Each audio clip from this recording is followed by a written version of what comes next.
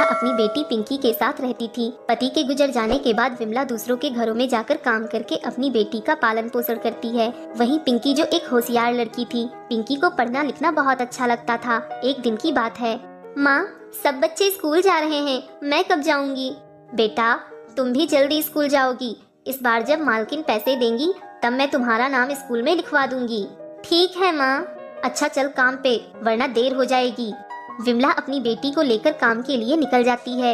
एक जगह काम पूरा करने के बाद वहाँ से दूसरे के घर जाती है। ऐसे ही विमला का काम चलता था। महीना पूरा होने पर विमला अपनी मालकिन से पैसों के लिए कहती है, मैम साहब महीना पूरा हो गया है, क्या आप मुझे पैसे दे देंगी? मुझे जरूरत है। अरे तुझे पैसे की इतनी क्या जरूरत है? अभी पैसे नहीं मिल सकते हैं। नहीं मैम साहब, ऐसी बात मत करो, मुझे अपनी बेटी का नाम स्कूल में लिखवाना है। अरे विमला, इसका स्कूल में नाम लिखवाना इतना जरूरी नहीं है, मेरे पास अभी पैसे नहीं हैं, जब होंगे तब मैं तुझे दे दूंगी। इतना सुनकर विमला बहुत निराश हो जाती है और वह अपने घर जाने लगती है। माँ आज तो मालकिन ने कुछ खाने को भी नहीं दिया है, माँ मुझे बहुत भूख लगी है। बेटा अभी हम रास्ते में हैं, घर जाकर मैं तुम्हारे लिए कुछ बनाती हूँ, फिर तुम खा लेना। ठीक है माँ। विमला और पिंकी घर के लिए जा रहे होते हैं कि तभी पिंकी को रास्ते में एक सेब पड़ा मिलता है। माँ वो देखो सेब। हाँ बेटा। पिंकी उस सेब को उठा लेती है। माँ इस सेब को घर चलकर खाएंगे। हाँ ठीक है। पिंकी घर के अंदर जा रही थी कि तभी उसे एक आवाज सुनाई देती है। बेटा बहुत भूख लगी है, मुझे कुछ खाने को मिल सकता है? बहुत दिनों से कुछ भी नहीं खाया है। बाबा आपने बहुत दिनों से कुछ भी नहीं खाया? नहीं बेटा। ये लो बाबा, मेरे पास एक सेब है, आप ये सेब है। माँ ये बाबा ने बहुत दिनों से कुछ भी नहीं खाया है, इसलिए मैंने इन्हें वो सेब दे दिया।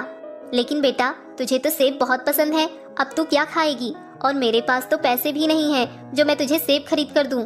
माँ कोई बात नहीं, मैं खाना खा लूंगी। बाबा मेरी बेटी ने मुझे बताया कि आप बहुत भूखे हैं, आइए मैं आपके लिए खाना लगा देती हूँ। नहीं बेटी, मेरी भूख तो सेब खाकर ही चली गई, बस मैं कुछ देर आराम करना चाहता हूँ। ठीक है बाबा, आप आराम करो। शाम हो जाती है, विमला और पिंकी भी सो जाते हैं। सुबह होते ही पिंकी बाबा को देखने के लिए बाहर आती है तो वह देखकर चौंक जाती है। माँ माँ। क्या हुआ बेटा, इतनी जोर जोर से क्यों आवाज लगा रही हो? माँ बाहर तो आओ।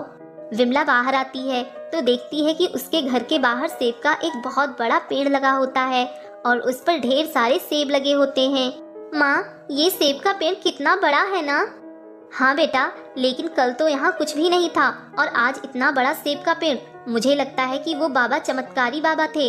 विमला बाबा का धन्यवाद करती है। पिंकी जब पेड़ से एक सेब तोड़ती है तो वहीं पर एक दूसरा सेब आ जाता है।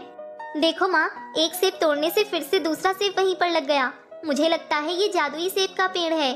विमला और पिंकी दोनों बहुत खुश होते हैं। इतने सारे सेब। माँ इतने सारे सेब तो हम अकेले नहीं खा सकते, क्यों ना हम इन सेबों को बाजार में बेचने चलें? हाँ बेटा, लेकिन सिर्फ मैं जाऊंगी क्योंकि अब तो तुम स्कूल जाओगी, है ना? हाँ माँ सच में, अब तो मैं स्कूल जा सकती हूँ। विमला अब पिंकी को स्कूल छोड़ने जाती, उसके बाद बाजार जाकर सेब बेचने जाती। विमला के सेब बाजार में बहुत बिकते थे। उसके सेब इतने मीठे थे कि उसके सेबों की बिक्री ज्यादा होने लगी।